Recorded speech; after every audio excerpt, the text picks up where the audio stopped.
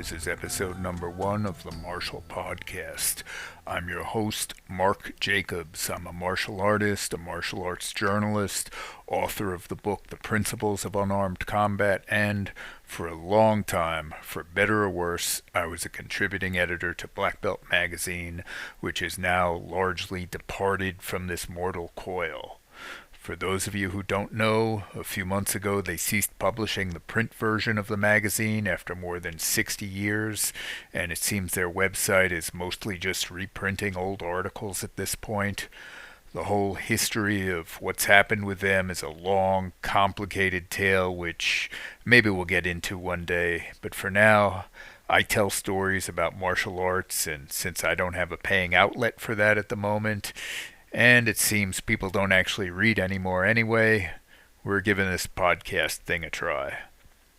I'm going to be talking about all sorts of topics having to do with martial arts and related matters. We'll get into some talk about traditional martial arts, some combat sports talk, discuss some of the big fights that are going on, maybe even talk a little about martial arts movies. And we'll do some discussion of that critical topic, the one that's always on people's minds in this crazy world, self-defense and how can you protect yourself when things go really sideways for you. I'll also be bringing on a variety of well-known and a few interesting but lesser-known martial arts figures I've been fortunate enough to get to know in my years covering this stuff. But for now, for this first podcast, I'm just tossing my hat into the arena, seeing what will happen as I discuss a few items that have been in the news lately and relate to martial arts. First of all, wushu, which people may or may not know is the modernized sporting version of Chinese martial arts. Old-time kung fu with a modern twist where you see forms or kata done with a lot of gymnastics and aerial moves, cartwheels and 360 butterfly kicks and all that fun Matrix-like stuff. And they also have a fighting version of this called sanda, which is essentially kickboxing with wrestling throws allowed. And they've been trying to gain entrance for wushu into the Olympic Games for years now. China has been desperate to get major international recognition for this. Well, they're now slated to be part of the 2026 Youth Olympics, and the International Olympic Committee president recently said that depending on how that goes, how much interest there is, you might just be seeing wushu in the regular Olympics down the road. It's interesting because the martial art of karate was included as a sport at the last Olympics, and that was because those games were held in Tokyo and the host country can include a sport of its choice, and Japan chose to include karate. But to be honest, that met with a lukewarm reception at best. The TV ratings were not great. People didn't seem enthralled by the kata competition, couldn't understand why the competitors were just demonstrating punches and kicks rather than actually fighting each other. And when it came to the fighting, that was maybe even more poorly received by non-martial arts viewers. One fighter won the gold medal after being knocked out cold by what was a beautiful head kick from his opponent, who was then disqualified for excessive contact. That made no sense to anyone unfamiliar with the rules of karate. And let's face it, in the 21st century, when we're all used to tuning into the UFC and watching virtual street fights in a cage, point karate just doesn't play well to the viewing audience. Wushu, on the other hand, their forms are a lot more flamboyant, some might say more viewer-friendly, with moves that look like they're out of a Marvel superhero movie. It's not really clear if they'd also try to include sanda fighting competitions as part of an Olympic package, but that would certainly hold more excitement for viewers than point karate competitions. The problem with putting sanda in there is that the sports of kickboxing and Muay Thai have also been trying to gain entrance to the Olympics recently, and I doubt so many sports that look basically the same to non-martial artists, people in a ring punching and kicking each other, I doubt those are all going to make it into the Olympics. It may be that none of them make it in. And remember, wushu is also a far less popular sport around the world than karate is. That's just a fact. And karate itself has been losing popularity in recent years.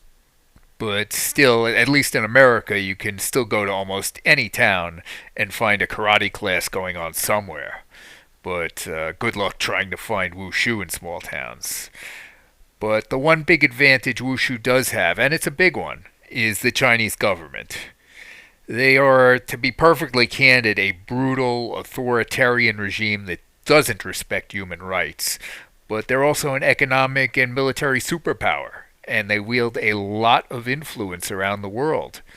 And the Chinese government wants wushu in the Olympics. Make no mistake about that. Why? It's not because their leaders all practice wushu. It's not that they're big fans and they're sitting there cheering at every tournament. It's politics, that nasty specter that's always lurking in the background, which martial artists don't like to talk about, but because we want to think of the martial arts as this pure and honorable pursuit, which it can be at times. But martial arts can also be used for less than honorable reasons. And they often are used for personal gain, for violent oppression, for a whole host of not so noble purposes. And in this case, they're being used by China as soft power, which is not like hard power, where you influence other nations with your fighter planes and your tanks. No, this is where governments look to influence other nations by exporting their culture around the world to shape how these other nations view them. The Chinese aren't alone in doing this with soft power, not by a long shot. Thailand's doing it more and more with Muay Thai. They just created a special visa to allow foreigners who want to train in Muay Thai the ability to more easily stay in the country for months and months at a time. The Thai government even has something called a National Soft Power Strategy Committee, which is largely concerned with exporting Thai boxing around the world. The old Soviet Union used to do this with their ballet dancers, send out the Bolshoi ballet to convince other countries how sensitive and refined the Soviets were, all while they were locking up dissenters in Siberian prison camps. The United States used to do this in the 1950s, 1960s, sending out African American jazz musicians as cultural ambassadors around the world, showing off the great black American art form of jazz. Meanwhile, at home, those black jazz musicians couldn't drink out of the same water fountains as white people in places like Mississippi. And now China's doing this with their martial arts. They've been doing it for many years, actually. They turned the Shaolin Temple, that legendary home of martial arts that people around the world fancifully imagine as the birthplace of Kung Fu, where mythic warrior monks lived in harmony and wisdom for thousands of years. They've turned that into a big tourist attraction. They've even tried to build auxiliary Shaolin temples around the world, like Disney World franchises. The Chinese government has been involved in the making of martial arts movies going back 40 years to Jet Li's first film, also called The Shaolin Temple. And China has been actively trying to export wushu around the world, particularly to a lot of third world countries whom they would obviously like to look favorably upon China. They've done a lot of this in African countries, and maybe it's no coincidence that the 2026 Youth Olympics, where wushu is scheduled to take part, is being held in Senegal in Africa. Personally, I don't mind watching some of the wushu, but I like a lot of different martial arts. I like kickboxing, I like Muay Thai, but I don't know that they should all be included in the Olympics because none of them are vastly popular. They don't have huge numbers of people competing in them like track and field does. But then a lot of sports currently in the Olympics don't have huge numbers of people competing. Trampoline gymnastics. How many people do you know competing in trampoline gymnastics? And I'm not talking about kids bouncing on one in their backyard. I mean people who actually train and compete in this as a sport. How many people do you know like that? But that's in the Olympics. I don't know that it should be, and I don't know that any sport that's only being done by a relatively small number of people outside its country of origin should be in the Olympics. So I don't know that wushu really deserves a place at the table.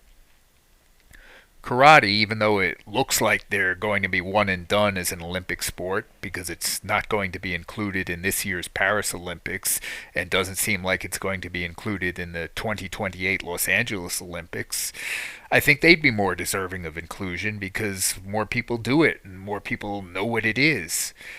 But to be a viable candidate, they need to be more appealing. They need a better kind of sparring, a more thrilling kind of fighting, one that, let's be honest here, will excite the bloodlust of the common viewer. Point karate competitions just don't do that. They make absolutely no sense to someone who doesn't do karate. People who don't do karate don't get this whole idea of trying to throw punches but not really hitting anyone.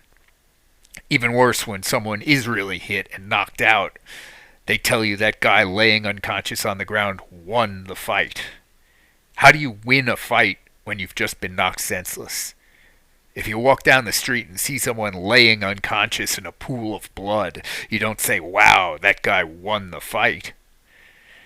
The old argument that used to be made by karateka, and some of them still make it, is that karate fights are meant to demonstrate not just your ability to hit the opponent, but your control. That control is really the true measure of a fighter's skill. Being able to control your punch and place it right under your opponent's nose without touching him is somehow indicative of just how good a fighter you really are. I'll let you in on a secret. That's a load of BS. And that's not just me saying it, that's history saying it. First of all, no one ever won a serious fight by pulling their punch. You win fights by hitting or throwing or choking the other person as forcefully as you can. If you look at the history of karate, and I have, by reading and talking directly to a lot of the best academic researchers into karate history, you'll see that this idea that control is somehow the epitome of fighting skill is really a made-up rationalization to justify the current rules of karate sparring. Go back to the island of Okinawa, where karate started, and what was sparring like there? There was no sparring. As far as anybody can tell, the Okinawans never free sparred in training. Free sparring in karate is probably less than 100 years old. It didn't start until it came to mainland Japan in the 1920s. And the reason they started doing it in Japan is they were teaching karate in the universities, and the college kids who joined up who wanted to learn this weird kind of fighting with punches and kicks that came from Okinawa, and some people said even before that it came from China, and they wanted to do something real. They had grown up doing judo and kendo, which had lots of sparring in them. You weren't just practicing with your bamboo kendo sword hitting the air. You were going at it against a live opponent, cracking them over their helmet in kendo. You weren't just doing judo throws on a cooperative partner. You were really struggling, trying to throw that guy on his ass while he was doing the same to you. So when they started doing karate, these kids, these young men in their late teens or early 20s, like a lot of cocky, aggressive young men that age, they wanted something real. They wanted to get after it and go at it and see if the stuff worked, to see who was better at it by sparring against each other. But there was no sparring. So the people doing karate in Japan in the 1920s, 1930s, they had to invent karate sparring from scratch. And they experimented. And there was a lot of trial and error and asking, how are we going to use all these karate techniques we learned in the kata in a fight? How do we test it out in a sparring session? Some of them tried putting on boxing gloves and mixing karate with boxing, really hitting each other. That was done back in the 1930s. Some of them came up with protective equipment similar to what you see in kendo and were doing what they called bogu kumite, which was basically full contact fighting but with all the protection on so they could hit each other all out but not get hurt. You still see that form of sparring today in the Renbukai style of karate. So the point is, there were a lot of different sparring methods floating around back then prior to World War II and even after World War II. a very good karate researcher, Ben Pollock, who's a British karate instructor, been to Japan, interviewed a lot of the old timers there, karate instructors who still remembered that era when sparring was being developed. He told me what he learned from talking to them was that the rules we see now in almost all karate tournaments, they came out of the university karate clubs in the 1950s. It wasn't that this was some ancient traditional way of fighting that had been passed down over the generations, or that this was determined to be some perfect ideal of skill to control your blows and not hurt the opponent. The reason they came up with point karate was they wanted to hold real competitions between schools, but they didn't want to get kicked out of the universities. They didn't want students getting their teeth knocked out and going to the hospital all the time. So they came up with rules that kept the contact to a minimum. It wasn't because control was any great epitome of martial arts skill, but because they simply needed to keep it safe enough that it would be allowed on campuses. And that's not necessarily a bad thing.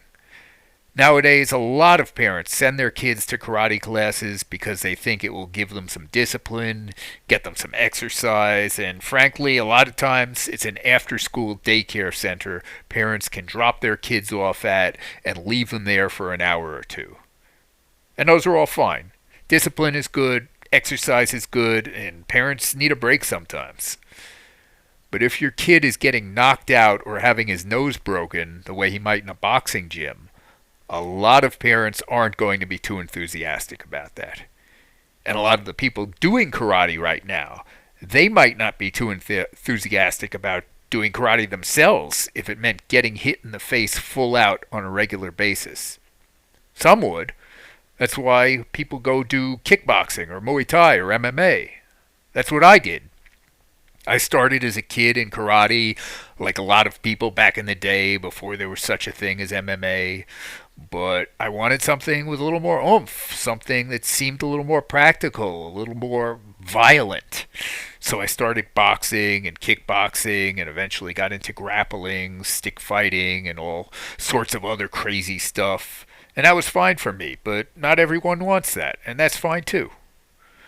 Doing kata or point fighting or whatever for self-improvement or just for fun is just as valid as training to win fights in a boxing ring or an MMA cage or to be training to defend yourself in a self-defense situation.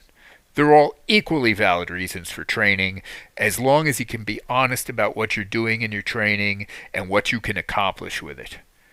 But if we're talking purely from the point of view of a spectator, someone who's going to tune into the Olympics or pay to go watch a sporting event, then point fighting is just not putting fans in the seats. I'm sorry, but it's not.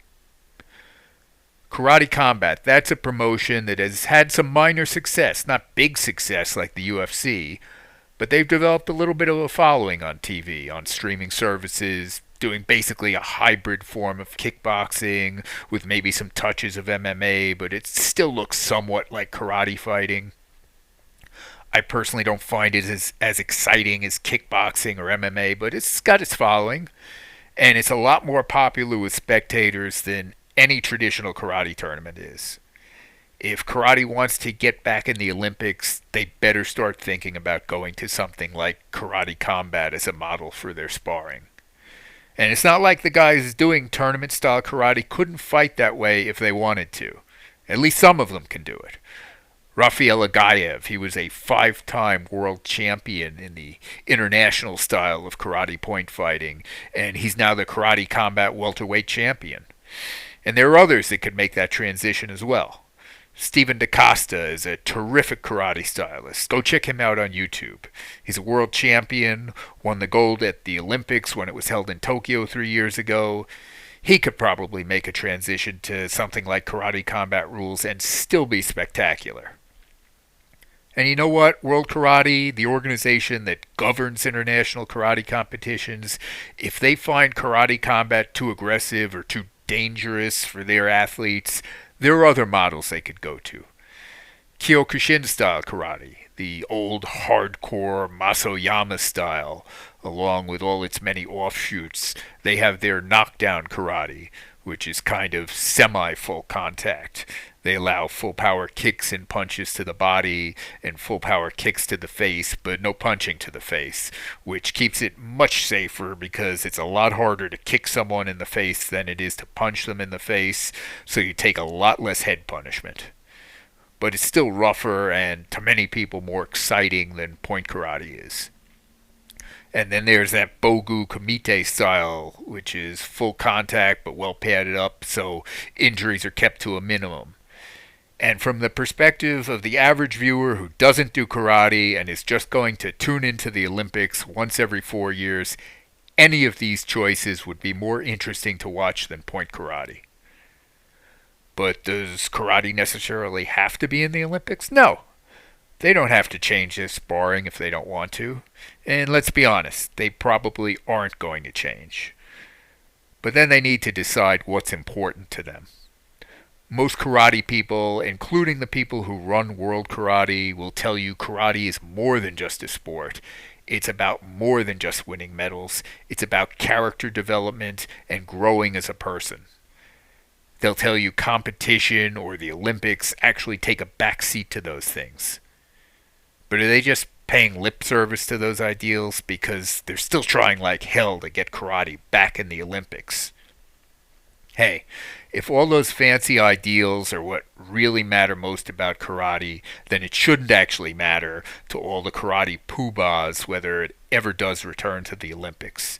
If anything, trying to make it a big-time sport would seem like it could harm all those high-minded ideals karate, or any martial art for that matter, is allegedly supposed to stand for. But hey, some people would say those ideals are illusory anyway, just a bedtime story that martial arts instructors tell themselves to feel better about themselves at night. People who are legitimately looking for self-improvement and are willing to make the effort for it can find that improvement anywhere. In other sports, in music, in art, in just living their lives and thinking about doing better. And the people who don't get that, they never will. They can train martial arts from now till doomsday. They're not going to be any better as human beings just because they do martial arts. I don't know, maybe karate or any martial art can be or should be more about self-improvement, but then again, if your aim is to make karate a serious Olympic sport, a serious spectator sport, then you just need to change the fighting and accept it's going to be more violent, it's going to be more dangerous, it's going to be all about winning, and it's not going to be for everyone. You can't have it both ways if you're karate. You just can't. Well, we've gotten a little far afield here. Let's change gears and take a look at the big MMA story of recent weeks that people have been talking about.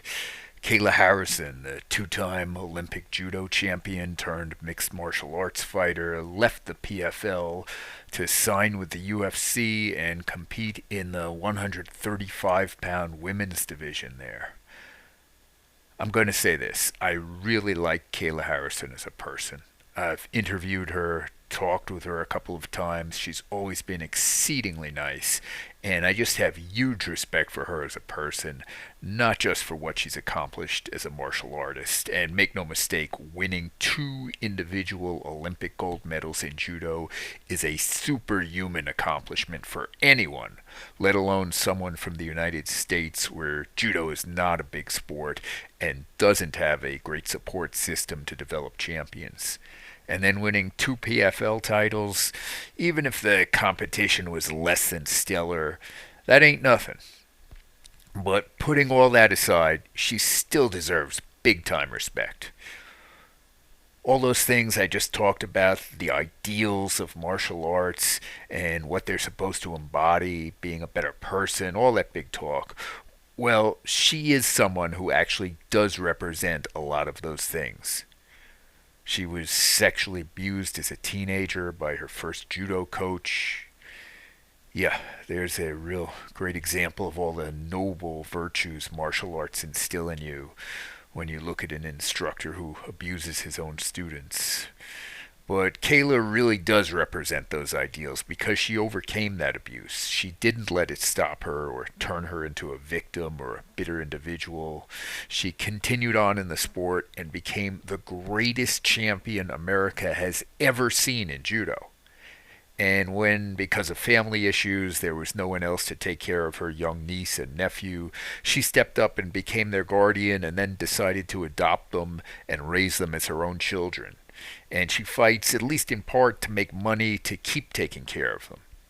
So I really do like her and don't want to be critical of her.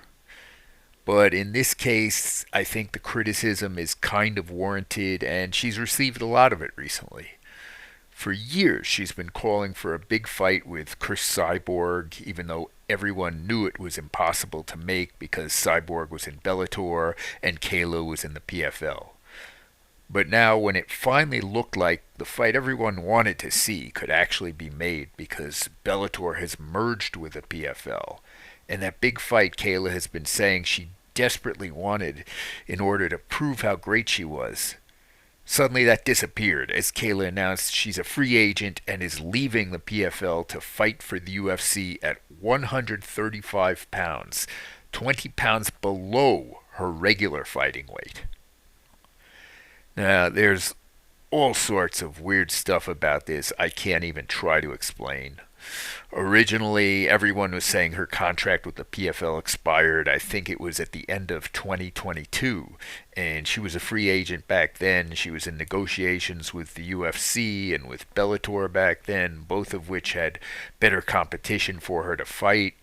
But then she suddenly re-signed with the PFL, and it was announced she wasn't actually a true free agent because the PFL always had the right to match any offers and re-sign her. She did not want to fight in their tournament league format last year. She just did a single pay-per-view fight for them, and now, without any prior word I had heard of, it seemed to come out of left field. She was somehow a free agent again and was suddenly signed with the UFC. But the UFC basically doesn't have a women's 145-pound division anymore since Amanda Nunes retired. They never had a women's 155-pound division. So Kayla Harrison is now going to fight all the way down at 135 pounds, which seems insane. In the Olympics, she competed at 78 kilograms, about 171, 172 pounds. And as an MMA fighter, she's fought all her bouts at 155 pounds. She had a single fight at 145, I believe, but went right back up to competing at 155. And now she's going to drop down 2 full weight divisions to suddenly compete at 135 pounds in a division where there really are no stars right now, no big fights for her. Nunes, who was champion at 145 and 135, is retired, so though she's making noises like she might return, which could potentially make for an interesting fight between them, except Harrison still has to kill herself to get down to 135. It seems unbelievable she could drop down that far in weight and still be a strong fighter. I'm sure the UFC was offering her a lot of money to do it, and if you're a professional fighter, you go where the money is. As simple as that. You can't begrudge any fighter that because they put too much on the line and their careers are too short for them not to make every penny they can. But the optics, it just looks like she's avoiding the hard competition she claimed to want for all those years. The UFC is really the only winner here. They're the house. They always win regardless of how the cards fall.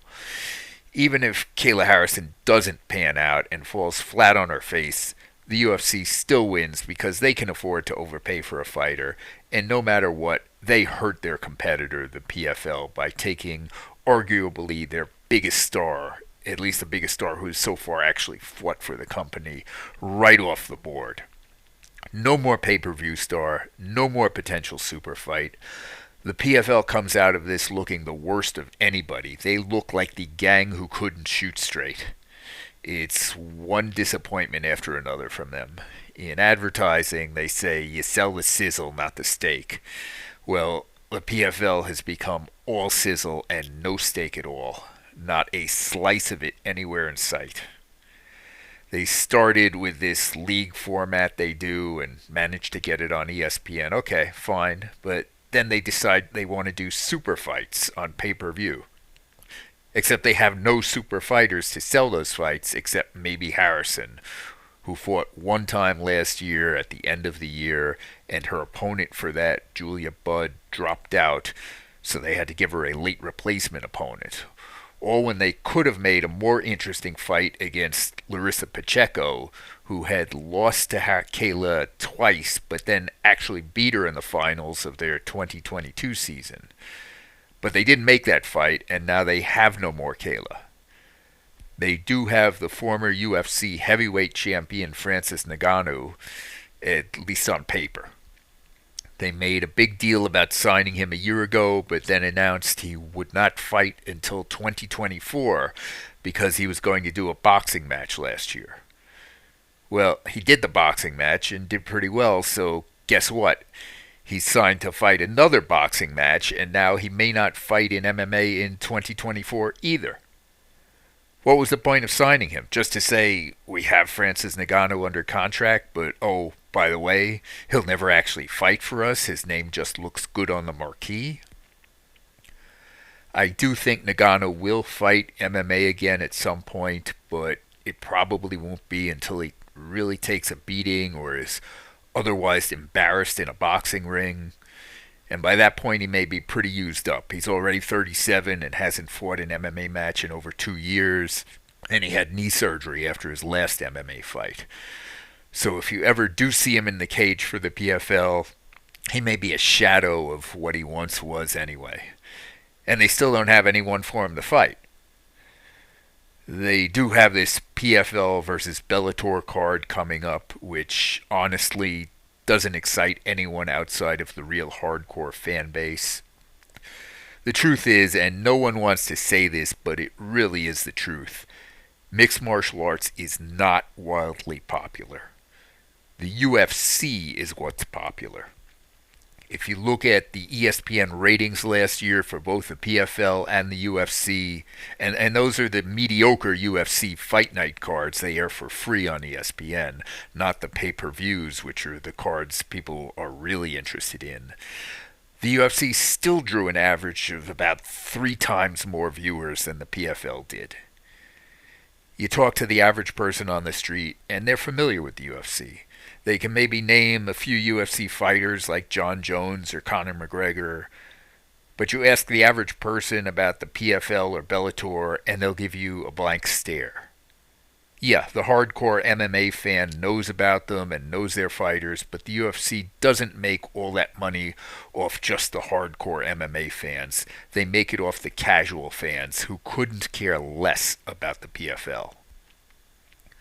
There was also a recent story about One Championship, the big MMA promotion in Asia, trumpeting how much they've grown in the U.S. in the last year. I think according to a study, the number was a 50% increase in their viewership. Well, that study was done by One Championship themselves, so they're not going to tell you no one in the U.S. is watching, even if they're not. And what does a 50% increase even mean? If they had 10 people watching before and now they have 15 people watching, well, that's a 50% increase, but I wouldn't go around bragging about it.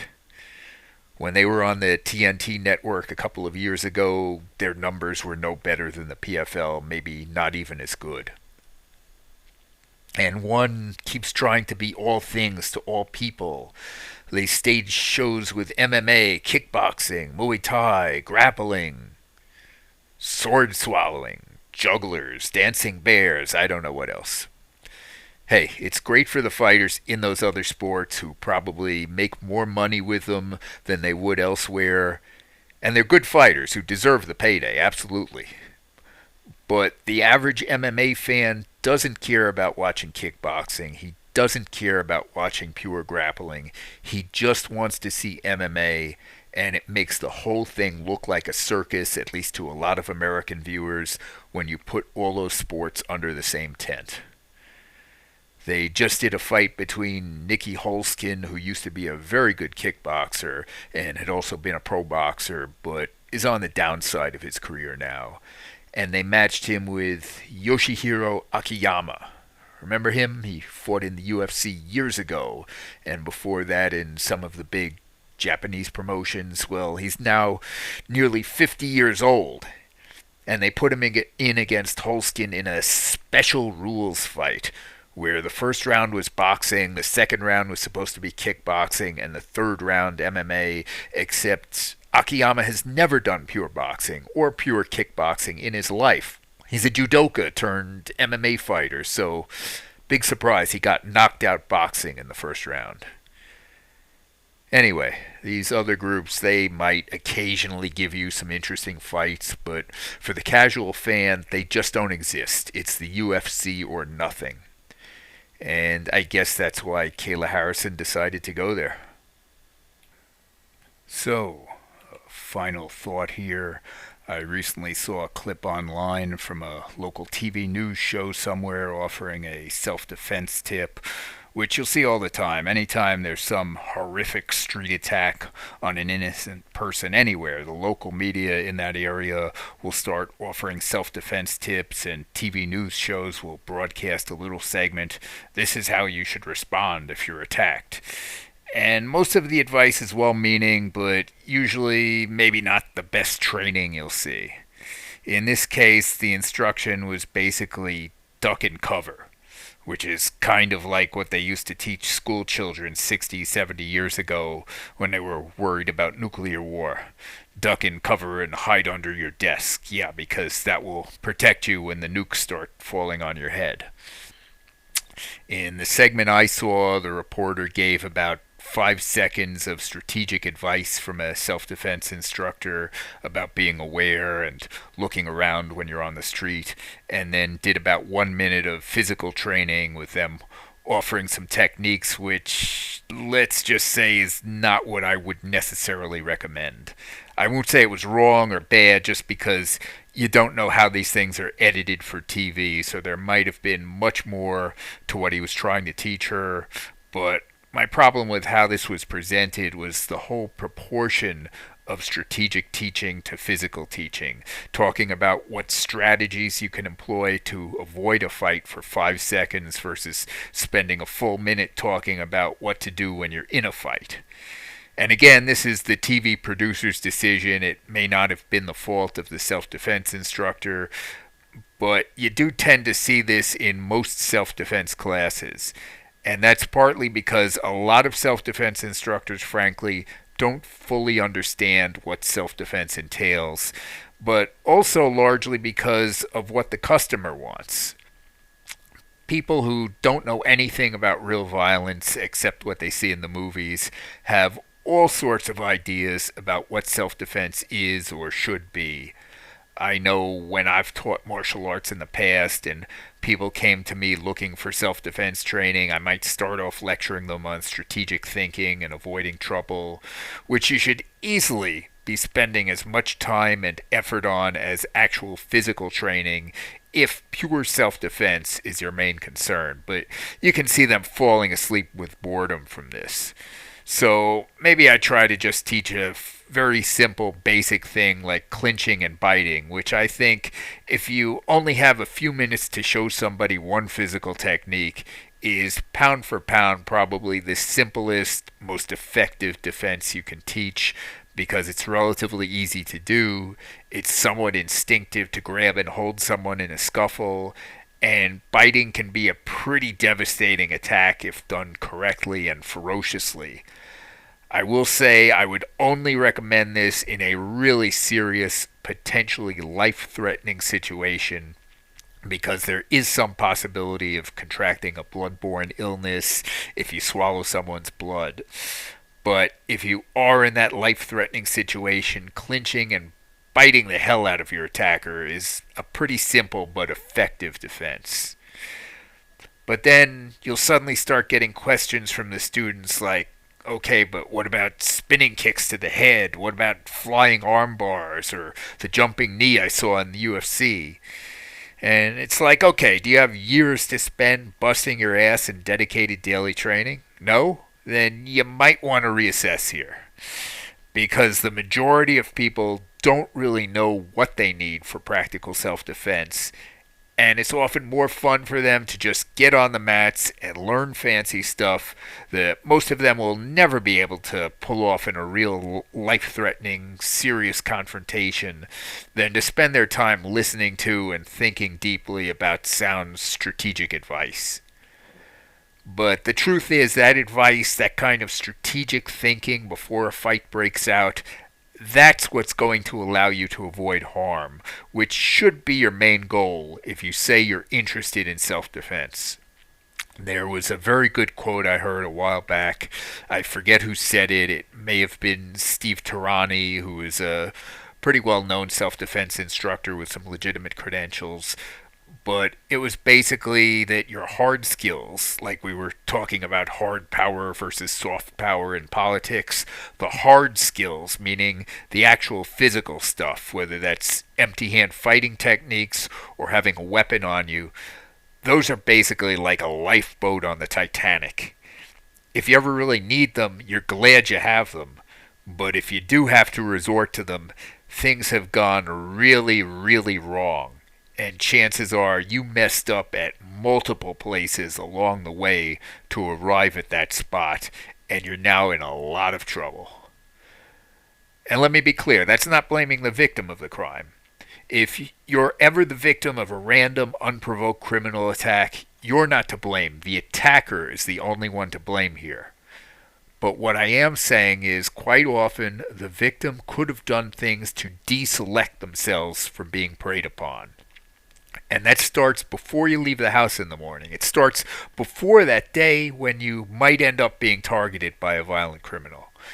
If you're really serious about self-defense, if you're concerned about any form of criminal violence, you have to just spend the time thinking about how to not be in potentially bad situations. I'm not saying to be paranoid and live your life in terror, but to just make a rational assessment of your needs and concerns. That starts with assessing your daily routine and thinking about where you might be vulnerable. Look at it from the perspective of someone who might want to do you harm. If I were someone who wanted to attack me, where would be the best place to do that? What are the points in the day when I'm most alone and unprotected? Where are the points when I'm most preoccupied and not aware of what's going on around me? And after you've sussed out some of these holes in your defense, figure out how to close them up. If you work late at night and have to go out in a parking lot, maybe try to find someone else there to walk out with, or if there's a security guard, ask them to walk out with you. If you do your shopping late at night and the only market open is in a sketchy neighborhood, maybe change your routine around to shop in daylight in a little better neighborhood. Don't walk down the street staring at your phone. Don't sit on a subway with headphones on and your nose buried in your laptop. These are all the kind of things people do on a daily basis and which you'll usually get away with. But every once in a blue moon, it will come back to bite you. So rather than just practicing physical martial arts skills, you need to spend just as much time in the practice of thinking about avoiding these problems, as well as actively practicing things like awareness. It's a very Zen meditation kind of just being in the moment and aware of what's going on around you as you walk down the street, rather than allowing your mind to simply daydream. And that takes a lot of practice and work, the same as learning physical fighting techniques. But all those mental, strategic things can ultimately benefit you a lot more in terms of protecting yourself from violence than all the best fighting techniques in the world will. Because anytime you enter into a violent altercation, I don't care how skilled you are, how tough you are, how well armed you are. You can be a combination UFC heavyweight champion, deadly Navy SEAL commando who walks around armed with 3 guns and 5 knives every day. And anytime you actually enter into a violent confrontation, you still stand a greater than 0% chance of being harmed. It may be a very small chance, but it's still there. But if you never engage in that confrontation, if you avoid it before it ever comes up, you can never be harmed by it. And yes, on rare occasions, it is unavoidable, and you may have to resort to violence to defend yourself or others. But the reality is, if you can avoid it and manage to never get into a fight, you will have a perfect, unbeaten record in fights. And that should be your goal if you're thinking strictly in terms of self-defense. So I think that about wraps it up for this episode. We'll be back in a couple of weeks when we're hopefully going to have a guest on, Chuck Mindenhall, who's one of the leading mixed martial arts journalists out there, and he's going to tell us what's going on in the world of MMA. I'd like to thank the Black Swan, Eleanor Academia, for providing the music to the show. You can check out all her music at eleanoracademia.com, and if you want to see more from me, read some of my writing, or find any of my books, you can check out my website, writingfighting.wordpress.com. That's it. Thank you for listening, and as an old sensei of mine used to say, keep punching.